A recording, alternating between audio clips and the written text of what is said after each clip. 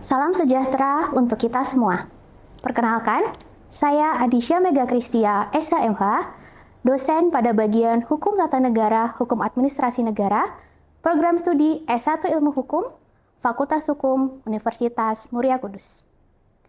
Dalam video pembelajaran kali ini, saya akan mengampu mata kuliah Teori Perancangan Hukum yang sesuai dengan bidang keahlian dan keilmuan saya. Teori perancangan hukum adalah mata kuliah wajib bagi mahasiswa semester 5 pada program studi S1 Ilmu Hukum, Fakultas Hukum, Universitas Muria Kudus. Pada kesempatan kali ini, kita berada pada CPL 5, CPMK TPH 3, dan Sub CPMK TPH 5. Materi ajar adalah naskah akademik yang berfokus pada 3 landasan utama, yakni landasan filosofis, landasan sosiologis, dan landasan yuridis. Di akhir akan terdapat asesmen berupa tanggapan mahasiswa sebagai masyarakat yang melihat masalah-masalah hukum di sekitarnya dengan melandaskan ketiga landasan tersebut. Oke, selamat pagi semuanya. Pagi dalam keadaan sehat semuanya? Udah siap mengikuti materi hari ini? Sudah bikin kelompok 55 sudah? Oke, nanti duduknya bisa menyesuaikan ya, walaupun berlima. Oke, seperti biasa kita akan materi dulu. Nanti di akhir akan Ibu cross check presentasinya seperti biasa. Jalan dulu ya, ditandatangani. Nanti di akhir akan Ibu cross check sambil nanti Ibu punya quotes ya untuk mengakhiri mata kuliah pada kesempatan hari ini ya. Oke, adik-adik, apa materinya hari ini? Baru ini ya, dengar ini ya, baru kali ini ya dengar. Oke, naskah akademik ini adalah salah satu materi kunci bagi seorang calon sarjana hukum. Ya, mau nanti kalian ambil peminatan pidana, perdata, apalagi ya kalau ambil HTN sesuai core keilmuan saya, kalian harus menguasai yang namanya naskah akademik. Ya, tapi sekali lagi Ibu tekankan, walaupun kalian ambil pidana dan perdata, tetap harus bisa menguasai naskah akademik. Ya, hari ini kita akan berfokus pada 3 landasan ini, yaitu filosofi, sosiologis, dan yuridis sesuai dengan ketentuan pada peraturan perundang-undangan. Ya, oke, tak kenal maka tak sayang, gitu ya.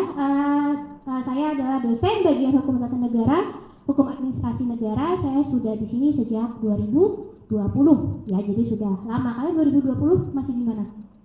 Masih sekolah ya. Nah, saya udah kerja ya, udah jadi dosen. Oke. Nah, sesuai dengan RPS adik-adik, kita berada pada CPL 5, CPMK TPH 3, dan Sub CPMK TPH 5. Nanti dicek sendiri di RPS, sudah saya sampaikan di pertemuan awal bahwa kita akan menjalankan materi sesuai dengan RPS ya. Oke, selanjutnya. Nah, tadi sudah di-spill di awal ya, itu saya sengaja kasih filosofis ini, saya kasih logo mata ya. Kenapa? Karena seperti visi filosofis itu nanti kita akan bahas banyak melihat suasana kebatinan ya. Kemudian sosiologis ini ada tangan itu kan milik manusia ya. Ya, hewan juga punya tangan, tapi di situ yang tergambar adalah tangannya manusia. Kemudian landasan yuridis, ini secara khusus saya disclaimer dulu, di sini yang dimaksud yuridis adalah saya bisa bilang 80-90% adalah tentang hukum tertulis ya. Oke, kita di landasan pertama dulu, landasan filosofis ya. Nah, ini sudah saya simpulkan ke dalam smart art gitu ya, ke dalam sebuah diagram yang mempermudah kita semua. Kita akan bahas searah jarum jam ya. Di sini landasan filosofis kuncian utamanya adalah apa yang cetak tebal besar ini? Pancasila dan UUD 45 ya. Panjangnya UUD apa? Ayo. Undang-undang dasar. Jadi jangan sebut Undang-Undang 45 ya, tapi dia berbeda karena apa? Dia ada kata dasar. Nanti akan saya gambarkan di papan tulis ya. Oke, dari atas dulu. Apa? Pandangan hidup. Kalian pernah dengar yang kalau disebut dalam bahasa Inggris way of life? Ya, cara melihat kehidupan. Jadi sebagai warga negara Indonesia, kita semua udah punya KTP ya, sudah legal ya. Itu yang namanya kita way of life dalam segala aspek kehidupan. Apalagi sebagai calon sarjana hukum, kita harus mengutamakan Pancasila dan UUD 45. Bisa dipahami? Oke, next kita ke jarum kedua ya, kesadaran. Nah, adik-adik, salah satu indikator atau tolak tolak ukur hukum itu dikatakan berlaku dengan baik adalah tingginya tingkat kesadaran dari kita warga negaranya. Ya, jadi kalau ada lihat fenomena yang meresahkan, misal di lampu merah ya, di traffic light, lampu lalu lintas, banyak nggak yang nggak pakai helm? Banyak ya. Nah, itu bisa jadi dia belum sadar bahwa sebenarnya secara yuridis perihal helm, perihal motor juga ada aturannya ya. Boleh nggak spion cuma satu? Nah, gitu ya, itu udah diatur sebenarnya dalam Pancasila UUD 45 tuh. Kita harus sadar itu ada tuntutan amanat dari Pancasila UUD 45. Kita tuh harus sadar kita punya way of life yang dua ini. Oke, lanjut ke jarum ketiga. Ada cita hukum. Nanti saya akan jelaskan pakai diagram lagi ya di papan tulis. Cita hukum ini kalau meminjam bahasa dari Hans Kelsen dan Hans Sławiacki disebut sebagai reside. Ya, dia adalah cita hukum, bisa dikatakan hukum yang paling murni. Masih ingat dasolan-dasain ya, semester 1 ya. Nah, salah satu dasolan paling murni bagi kita ini Pancasila UUD 45. Makanya kalau kalian ada sudah masuk tahap tugas akhir dan kalian ambil peminatan HTN, pasti ibu akan utamakan tulis dulu dasar hukum dari atas. Dari atas ke mana? Dari sini. Gitu, jangan langsung saya mau bahas perda. Tidak apa-apa, tidak masalah, tapi urutkan dari tingkat tertinggi dulu. Ini karena sebagai cita hukum. Ya. Oke, lanjut. Di sini ada apa? Suasana kebatinan. Misal ada hal yang bertentangan dengan keadilan sosial, dengan kerakyatan, nah itu bisa kita musyawarahkan dengan kebatinan menggunakan Pancasila UUD 45. Oke. Selanjutnya ini ada falsafah. Bodo juga udah berkali-kali mengibaratkan ini ya. Ingat kata filsafat ya. Nah, itu agak tongue twister dengan ini ya, agak 11-12, satu filsafat, satu falsafah. Bedanya kalau falsafah itu ada rasa turun-temurun. Jadi Pancasila dan UUD 45 ini kan warisan para pendiri bangsa ya. Tidak lahir begitu saja, tiba-tiba tidak. Tapi pemikiran panjang para penemu bangsa kita, founding fathers kita, lalu turun deh sampai ke kita, dan jangan sampai tidak turun ke anak cucu kita ya. Jadi itulah yang disebut sebagai falsafah. Jadi lebih ada rasa turun ke temurun. Kita juga dapat, kita yang udah dapat harus meneruskan ke generasi berikutnya. Nah, itulah betapa pentingnya Pancasila dan UUD 45, karena kita pun punya tanggung jawab untuk meneruskannya, melanjutkannya.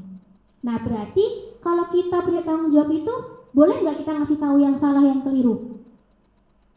Nggak boleh ya. Berarti berat tanggung jawab kita bahwa Pancasila UUD 45 ini harus kita pahami dengan baik, dengan betul. Kalau adik-adik pernah jalan-jalan ke tugu-tugu di daerah gitu ya, RT RW, biasanya paling pertama itu adalah penghayatan dan pengamalan Pancasila. Jadi dihayati dan diamalkan. Gitu. Ya. Terakhir di sini ada kerangka berpikir. Kalau tadi ini ada way of life, kalau kerangka berpikir itu lebih kepada framework. Jadi kita sebagai WNI, sebagai warga negara Indonesia, itu sudah diberi gifted ya, Pancasila dan UUD 45 ini sebagai apa? Sebagai kerangka atau framework. Gampangnya tuh ada contohnya ya. Kita bisa melihat ini figura. Ini kan frame ya bahasa Inggrisnya ya. Nah, jadi pikiran kita tuh sudah dikotakkan dengan ini deh. Nah, di dalam sini adalah Pancasila dan UUD 45. Lebih mudah karena apa? Kita tidak perlu mikir keluar-keluar dari sini. Ya udah, kalau ada masalah kita kembali dulu yuk ke Pancasila dan UUD 45. Gitu. Ya, sampai sini paham? Oke, kita lanjut ya. Selanjutnya adalah landasan sosiologis ya. Kalau kalian dengar kata sosial, di benak kalian yang muncul pertama kali apa? Masyarakat ya, citizen. Bahkan kalau sekarang citizen nggak cuma di dunia nyata tapi dunia maya. Kalau dunia maya namanya apa? Netizen ya, citizen sama netizen. Netizen tuh singkatan dari internet citizen. Jadi singkat netizen. Gitu, nanti akan ada bahasannya. Masyarakat, betul ya. Yang pertama adalah kebutuhan. Apa saja yang meliputi kebutuhan masyarakat? Di sini saya ringkas menjadi dua hal, atau ya jadi pilihan. Yang pertama urgensi, yang kedua efektivitas. Urgensi dari kata urgent berarti penting, emergensi, darurat gitu. Bisa jadi karena tidak ada peraturannya atau gap hukumnya sudah terlalu besar dan itu benar-benar terjadi di masyarakat. Ya, yang kedua efektivitas, peraturannya sudah ada tapi sudah usang, sudah ketinggalan zaman atau sudah tidak relate dengan keadaan saat ini yang sangat berkembang cepat tuh hari ini apa? AI ya. Oke, selanjutnya aspek-aspek. Ini saya sudah coba kasih sampel ya. Ada aspek ekonomi. Ekonomi sekarang susah apa gampang? Susah ya. Berpengaruh nggak di masyarakat? Berpengaruh. Saya tuh kalau keluar cari makan tuh sekarang susah. Kenapa? Banyak yang tutup ya. Warung ya. Kalian merasakan nggak? Oke, kalau beli-beli murah-murah atau mahal-mahal? Mahal ya. Nah berarti penting nggak untuk diperhatikan dalam penyusunan perundang-undangan? Penting. Oke, suku. Kita tuh satu suku atau banyak suku? Banyak ya. Saya pun campuran nih. Orang tua saya dari Madura sama dari Jawa jadinya. Tapi tetap warga negara Indonesia. Yang lain-lain juga pasti ada Batak segala macam. Itu juga suku. Terus budaya. Oke, kalian kalau dari daerah kalian Kudus dan sekitarnya ya, mostly ya. Ada apa aja budaya? Kalau saya lihat sini tuh yang unik apa dandangan ya? Nah, dandangan siapa lagi? Yang ibu nggak tahu apa kira-kira? Kirapan. Kirapan, oh ada di Kudus ada. Oke, itu apa? Menjelang kayak setelah Ramadan. Oh, menjelang Ramadan. Oke, berarti bisa nggak dihantam Perda Kabupaten Kudus harus sama dengan Perda Kabupaten Demak, bisa nggak? Tidak bisa ya, harus diperhatikan daerah per daerah. Kemudian kearifan lokal ya, sama kayak di kalau ibu dari Semarang, kalau kalian lewat Simpang 5 itu ada Tugu Warak Kendok, tahu? Ya, setengah naga terus kayak ada dinosaurusnya gitu ya, itu namanya Warak Kendok. Itu disebut sebagai kearifan lokal Semarang. Kenapa? Kalau kalian main-main ke sentra batik Semarang itu ada batik motif Warak Kendok. Jadi sudah melebur ke dalam kearifan lokal dan itu wajib dihargai ya. Wajib dilestarikan juga. Ya. Oke, fakta di sini diwakili oleh kata empiris yang artinya senyatanya, sebenar-benarnya yang terjadi di masyarakat. Gitu. Jadi nggak boleh seadanya lah, nggak boleh. Benar-benar harus terjadi itu di masyarakat. Kemudian permasalahan. Nah ini tadi yang saya sedikit spill di awal ya. Berkembang pesat dihadapkan dengan kemajuan zaman. Ya, 10 tahun lalu adik-adik nggak akan ada yang ngira AI itu secanggih ini ya nggak? Ya sekarang AI kalian ajak ngomong bisa, kalian minta buatin gambar bisa, ya kan? Kalian minta apa dah? Kerjain tugas, ayo ada yang kerjain tugas pakai AI kan? Nah bisa dia. Nah ini kalau tidak segera dibatasi ya adik-adik, nanti kemana-mana. Ingat kita punya framework, harus disesuaikan apakah kemajuan AI tadi sesuai nggak dengan karakter dan kebutuhan masyarakat kita dan sesuai tidak dengan Pancasila dan UUD 45. Ya, sampai sini paham? Oke, itu hal-hal yang dibutuhkan oleh masyarakat. Sekarang kita ke yuridis. Nah ini makanan kita nih ya sebagai orang hukum. Oke, yang pertama permasalahan hukum. Yang pertama ada disintegrasi, yang kedua ada disharmonisasi. Kemungkinan masalah hukum yang pertama adalah, nanti saya gambarkan ya, antara atas dan bawah itu nggak nyambung. Ya, kemungkinan kedua antara atas dan bawah tidak sesuai. Jadi kemungkinannya misal undang-undang ngomong A, perda merespon B. Atau perdanya sudah ngatur A, undang-undangnya sudah ngatur A, perda tidak segera merespon. Itu kemungkinannya seperti itu. Yang disimpulkan menjadi disintegrasi dan disharmonisasi. Jadi sering terjadi istilahnya tumpang tindih peraturan perundang-undangan. Karena satunya ke kanan, satunya ke kiri, satu lurus, satu mundur. Nah, jadi tidak jelas alurnya. Oke. Kemudian kekosongan hukum. Ini sering disebut sebagai gap antara dasolen dan dasein. Kalau dasolen itu cita-cita apa kenyataan? Dasolen. Cita-cita. cita, berarti dasein kenyataan ya. Oke, selanjutnya ini saya pakai kata rejuvenasi. Rejuvenasi ini biasanya sekarang dipakai istilahnya sama skincare nih ya, peremajaan gitu. Bisa kalian bayangkan juga seperti pohon hutan-hutan itu ditumbuhkan kembali pohonnya, reboisasi gitu ya. Jadi peraturan sebelumnya ini kalau saya bisa katakan sudah usang ya, banyak sekali peraturan undang-undangan baik itu undang-undang maupun perda tahunnya sudah lama sekali ya. Padahal sekarang misalnya angka perceraian sudah naik, perkawinan dini semakin marak, tapi perdanya atau PP-nya atau undang-undangnya masih lama. Banyak sekali kejadian seperti itu ya. Kemudian materi muatan ini akan kita bahas di minggu depan ya. Ada dua hal, yaitu kaidah formal dan kaidah substantif ya. Nanti akan ada materi khusus karena dua-duanya ini banyak bahasannya. Jadi kaidah formal dan kaidah substantif ini akan kita bahas di minggu depan. Oke, sebelum kita ke any question, sebelum kita ke sesi tanya jawab, saya kesini sebentar ya. Saya akan gambarkan tadi, mengingatkan sih sebenarnya ini sudah terbahas di pertemuan-pertemuan awal ya. Oke, jangan lupa ini adalah pakem ya. Jadi awal mulanya teori ini dikemukakan oleh Hans Kelsen.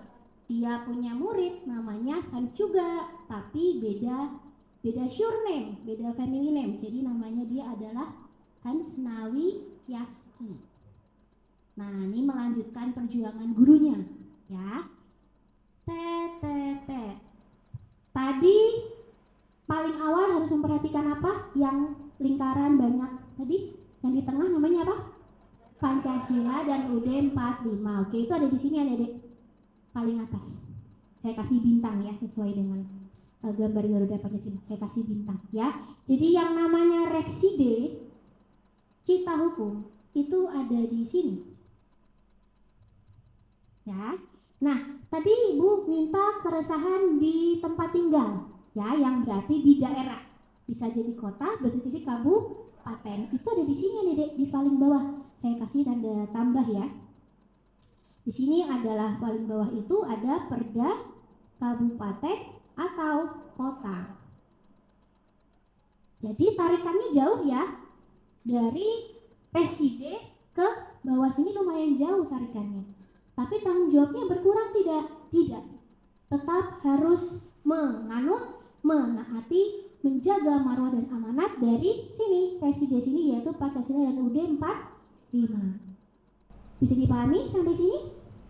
Bisa ya? Oke. Nah, jadi adik-adik kesimpulannya landasan dan landasan tadi yang ada 3 tadi itu kalau ditarik, kalau diperes muaranya itu apa? Muaranya landasan pertama. Paham ya? Oke, sekarang kita ke sesi tanya jawab. Silakan. Siapa? Oke. Sebutkan namanya. Oke, gimana? Perkenalkan, nama saya Anggiti Biremudin, 033. Saya mau bertanya, apa dampaknya jika suatu perundang-undangan dibentuk tanpa adanya landasan sosiologis? Tanpa adanya landasan sosiologis, berarti kurang lebih sama dengan tadi ya. Gimana kalau masyarakatnya itu terlupakan atau dilupakan ya? Adik-adik, yang terjadi memang seperti itu. Banyak sekali dijumpai peraturan perundang-undangan yang lebih mengutamakan apa? Ego sektoral. Ya, tidak bisa kita tampik bahwa yang menyusun perda itu kan mereka yang berangkat dari parpol atau partai politik. Kalau sudah seperti itu biasanya nyampur tuh kepentingan, kebutuhan parpol ya. Kita sebagai warga negara punya sekarang apalagi ada sosmed ya, beliau-beliau juga mostly sekarang punya sosmed. Kita punya kolom komentar, punya DM untuk mengingatkan beliau bahwa jangan lupa ini adalah proyeknya rakyat ya, bukan proyeknya parpol. Jadi pahami? Oke, ada lagi pertanyaan atau sudah cukup? Sudah cukup? Oke, nah sekarang kita mau assessment dulu. Mungkin nanti yang duduknya agak mencar bisa berputar kursinya gitu ya. Nanti berlima, walaupun berlima semua tetap akan saya bagi assessment formnya supaya semua punya histori gitu ya, bahwa pernah mengutarakan keresahannya walaupun di kelas dan di dalam kertas tidak apa-apa, tapi nanti kedepannya kalian sebagai warga negara bisa lebih vokal lagi untuk mengutarakan keresahan ya. Oke, saya bagikan dulu ya. Dioper ke belakang ya. Boleh berputar kursinya yang sekelompok-sekelompok tadi?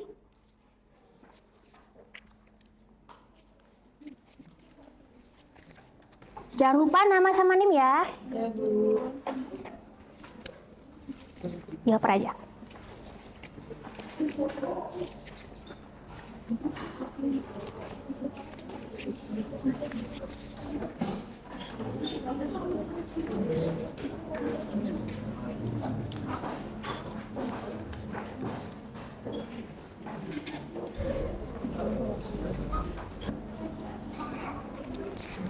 Sambil saya cek kehadirannya ya, nanti silakan hadir gitu. Siska Anggi, Naila, Diah Ayu, Elsa, Elsa Mutiara, Desi Rahmawati, Salsabila Afrila, Vika, Nadia, Anggit, Farhan, Naufal,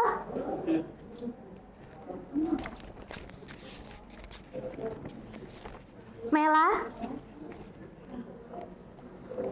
Nur Muhammad, Arofatus Seca, Vinka, Amanda, Sinta, Kiara, oh iya, Cen,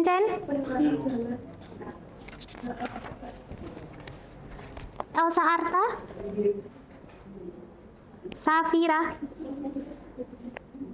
Nur Ayu, terakhir Andina. Ada yang belum terabsen dan terpanggil? Oh, sudah tanda belum? Kontennya tadi di Facebook.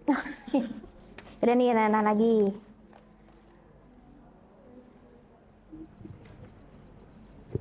Oke, untuk PPT-nya seperti biasa akan saya upload di Siman Learning Management System kita. Jadi semua bisa akses, bisa upload.